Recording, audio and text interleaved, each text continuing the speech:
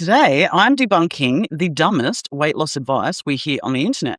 Some of the weight loss tips that people give out are downright unhealthy and will actually make you gain weight. And most of us have probably tried at least one of these, including myself. Before I became a nutritionist, I did try a couple of these things. And it's an easy trap to fall into. So while I explain why we don't need to do these tips, I'll also give you tips on what to actually do instead. And I think you'll be especially surprised by number 5. All right, let's talk about the first one, which is weight loss teas. This is a big one. These teas have been around for, God, I don't know how long, at least 25 years, because I remember trying one all those years ago. And I'm talking about the teas that have senna or some form of laxative that basically leave you dehydrated and running to the loo 12 times a day. Here's the thing. Any weight that you do lose on those teas is, number 1, gut contents and water.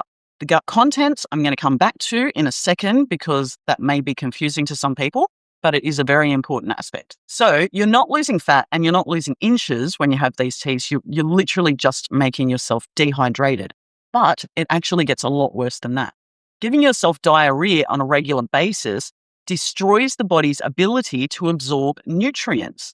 And those nutrients are the very things that are going to boost your metabolism, which you need to function and to lose weight. And I'm talking especially about micronutrients. This in itself is a fast track to at least osteoporosis, but any condition that relates to a nutritional deficiency can be a result of long-term use of laxatives or these teas. Now let's talk about the gut contents side of things. And here's the thing. Your gut was never meant to be empty. It's home to trillions of bacteria, yeast, and fungi. And I know that might sound horrible, but it's the natural state of things.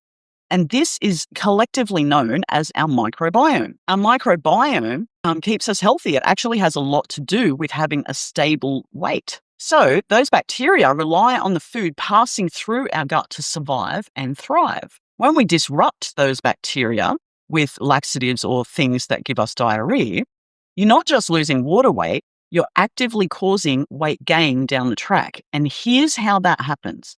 These teas destroy your gut lining and they disrupt the natural balance of the microbiome. But let's talk about the gut lining for a second. Leaky gut, which is what happens when you've got a destroyed gut lining, triggers inflammation. And inflammation is one of the biggest drivers of weight gain. So leaky gut can also cause things like joint pain, immune dysfunction, skin problems, anxiety, and even mood disorders, which now studies show can be directly related to a disrupted microbiome. But one of the biggest problems with these teas and just laxatives in general, taken regularly, is that it will cause a lazy bowel. So what happens is you take the laxative or the weight loss tea for a certain period of time, and your bowel stops relying on its own muscles to move or to work properly, right? And then once you decide, so for example, you might be watching this today and you go, oh my God, I need to stop taking that tea. So you stop. And what will happen is inevitably you will end up bloated and constipated because your gut has now become lazy. It hasn't had to do anything for such a long time. And then you're caught in a situation where you are forced eventually to take a laxative or something just to get your bowels moving again. And that's how we can get trapped in this constipated, bloating, diarrhea cycle, which is really unhealthy. Okay, tip number 2. This one's been around for a long time as well, and I still hear it sometimes. It is eat 6 times a day to stimulate your metabolism. You've probably heard this one everywhere, just like I have. So the logic behind this tip is that eating raises your metabolic rate through something called the thermic effect of food. And that is actually true. When we eat, our body does generate heat when it digests food, and it does burn calories because we use energy to digest and absorb nutrients. The problem with this tip is that we overestimate how much energy the thermic effect of food is actually using. That energy that we're burning to digest foods and absorb foods is roughly 8 to 10% of our total daily energy expenditure. That's all. So to give you an example, if you're on a 2,000 calorie diet a day, it's only about 200 calories that you're going to be using up from the thermic effect of food. And here's the thing, it doesn't matter whether you're eating twice a day, 2 decent sized meals, or if you're eating 6 or 8 smaller meals throughout the day, the number doesn't magically change. You're still only burning that much energy from stimulating your metabolism. What actually happens in most cases is that people start eating 6 times a day to stimulate their metabolism, and they actually eat more total calories trying to do that without realizing it, because we perceive a small meal as not having as many calories, but actually sometimes the meal is not as small as we might perceive it to be. And the other thing that happens, and this is the much bigger problem with this tip, is that rather than spiking our fat-storing hormones only a couple of times a day, we're actually spiking them throughout the entire day. So 6 meals a day of the wrong foods doesn't accelerate fat loss. It actively blocks fat loss by keeping those hormones chronically elevated throughout the day. The truth that the diet industry doesn't want you to understand is this: fat loss is a hormonal event. It's not a maths equation. Calories matter, they do, but hormones run the show. So the most important thing is focusing on hormones rather than calories alone. You can learn more about how to control your fat-storing hormones in the link below. My Metabolic Reset program shows you exactly how to control your hormones that burn fat so that you can actually control your weight while still eating the foods that you love. All right, so let's move on to the next tip, and that is fill up on lots and lots of water before you eat a meal. Have you ever tried this? Yes, you need to drink plenty of water through the day because our brain does, and it will at times confuse thirst for hunger. However, if you drink a massive glass of water before you eat, you're also going to dilute your digestive enzymes and probably also feel sick. We don't want to dilute our digestive enzymes with a mountain of water, because then it just makes it harder for our body to digest foods properly, right? And then that means we also can't absorb foods properly. Now, am I saying that you shouldn't be drinking anything with a meal? No, that's not what I'm saying. What I'm saying is drinking a gallon of water just to try and fill up your tummy so that you're not hungry before you eat a proper meal is probably not the best thing to do. If you do this, you will notice that pretty soon after you have a meal, you're going to feel hungry again, purely because your body didn't get the nutrients it needs. And so your brain is going to send a signal saying, hey, I'm still hungry. I didn't get all the fuel that I need, and I didn't get all the nutrients I need to function well. Can you please forget about the water and just feed me? That's probably what's going to happen. And it might even contribute to food noise, because people feel like, okay, I've had a decent meal. I should be hydrated because I just had a gallon of water. But actually, your brain is still saying, I need these nutrients, please. I didn't get them. And that all means that you'll be eating pretty soon again after, which sort of defeats the purpose. So instead, what we can do is just remain hydrated throughout the day. If we are well hydrated, you will naturally eat less anyway. Remember, our body needs food for 2 things: fuel to make energy. We need micronutrients like magnesium and calcium and iron and all of those things to stimulate our metabolism. We need them to make enzymes. We don't have digestive enzymes without micronutrients. We need them for neurotransmitters. So, for example, you need neurotransmitters to move your arms about or to think properly, right? So if we're not getting all of these building blocks, of course, we're not going to feel very well. And water is a good part of nutrition, but it should be taken in throughout the entire day, not just guzzled down in huge amounts before a meal. All right, the next tip is don't eat after 6 p.m. I have actually done this in the past, and I'm going to explain when it can work and when it's pretty useless. But first, understand this. The body doesn't care when you eat. It will metabolize food into energy, and it will absorb nutrients no matter what time of the day it is. You're not going to stimulate your metabolism at one time or another. It really doesn't matter. Metabolism doesn't really work that way. So people are skipping their meal at nighttime purely because they said cutoff time is at 6 o'clock and now it's 6:31, so I'm just not going to eat. Here's the problem.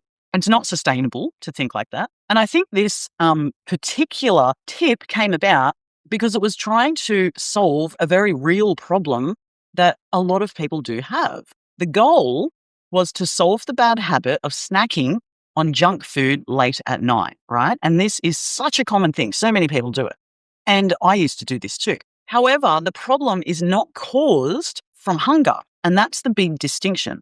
This is a totally different thing. Usually, in my experience, people that are overeating at nighttime, they're doing it to soothe themselves of something else going on. It's not actually about the food. They might have had a stressful day. It might be boredom. It might be habit. It might be just general unhappiness, and that's how we soothe ourselves. Here's the thing. We, as human beings, have been conditioned to soothe ourselves with food. If you think about it, from the time that we were a tiny baby, from the time we're born, we have been nourished and soothed with food. Every time we cry, Mum would come and pick us up and feed us, right? So it was nourishment and soothing through food. And I mean, even as adults, we still sometimes get shown love by getting fed. I mean, think about it. You go to your grandparents' place. What's the first thing grandma says? Darling, are you hungry? Do you need something to eat? That's her way of showing you that she's loving you and she wants you to be nourished. So it is no surprise that if we are feeling stressed out or we're experiencing some emotion that is uncomfortable, that we would naturally reach for food. It's a very normal thing to do to try and soothe and nourish ourselves. In this case, though, cutting off your food supply is putting the focus in the wrong place. It's treating the symptom, not the actual problem. So instead of having a cutoff time where you put yourself in a situation where you're just going to skip dinner because, well, it's past 6 p.m., don't do that. Instead, focus on having a really good quality meal for dinner when you're hungry. A nutritious meal that will fill you up, give your body the nutrients that it needs. And if you feel like snacking later on at night, then it's time to question, are you actually hungry? Is your belly physically hungry? If the answer is no, then it's time to ask, what are you trying to achieve by eating now when you're not hungry? Is it stress? Is it boredom? Is it just general dissatisfaction with life? Is it habit? It could be any number of things. Is it loneliness? That's a big one. If you're not physically hungry, then cut off the eating because it's just going to destroy your weight loss goals. And instead, you could choose to just go and get a big drink of water, make yourself a cup of tea, maybe a sugar-free hot chocolate if that tickles your fancy. That was one of my favorites when I was giving up this particular habit. And chewing on sugar-free chewing gum can help as well, because at least then you're chewing on something and you're satisfying that part of your brain. Tell me in the comments if you've tried any of these weight loss tips in the past. And hey, there's no shame in it, right? We've all been there. And if you find this video helpful, please remember to like and subscribe. It really does help my little channel to grow, and I would really appreciate the support. All right, my favorite tip of all, which is just make sure you stay under a magical number of calories. So it might be 1,000 calories, it might be 1,200 calories, whatever that magical number is. And people say it doesn't matter what you eat, as long as you don't eat more calories. Well, I'm going to debunk this myth right now. And I see this probably every single day on social media in one place or another. And I hear people give out this advice to other people, and it is just wrong, downright wrong. So I'm going to explain why this is. Calories are not the most important thing. Yes, they do matter. But your hormones matter much more. Hormones decide whether your body is going to store fat or if it's going to burn fat as energy. You could eat the same number of calories and have a very different outcome physiologically. So eating a low-calorie diet can and will leave you deficient in many nutrients, which, remember, your body needs to have a strong, healthy metabolism, right? If you're eating a low-calorie diet and it's not nutrient-dense, you will end up feeling more hungry. You will end up breaking the diet, the so-called diet that you're on. And then you're going to get into this mindset where you're like, why can't I stick to a diet? What's wrong with me? Why can't other people do this? And that's what it is. It's because you're feeding your body the wrong things, and therefore your brain is constantly saying, I need food, I need food. And what your brain really means is, I need nourishment. So what we find is if someone is eating a very low-calorie diet made up of poor nutrient-dense foods, your brain will cause extreme hunger and you will crave high-fat, high-sugar, junky foods because your brain is screaming at you for nutrients. But if you ate really high-quality foods, which are loaded with micronutrients and the ingredients which actually fuel your body, you will naturally eat less. You'll eat less calories overall. And this is why. It's because your body is getting all the nutrients it needs to function and boost your metabolic rate. And your hormones will actually be stabilized to allow your body to burn stored fat. And that's what we ultimately want.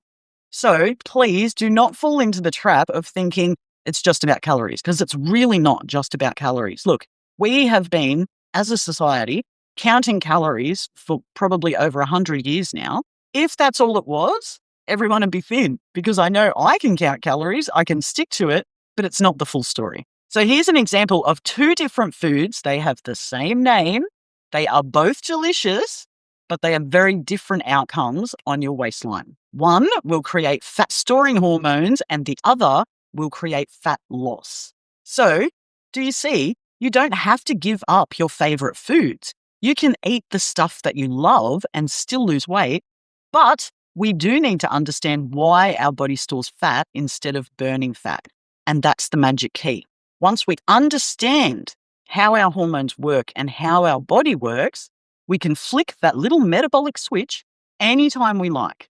So, if you would like to learn more about how to control your weight by controlling your metabolism and your hormones, check out this video next, where I will explain exactly how you can do that. All right, I will see you in there. Smarter Nut Nutrition.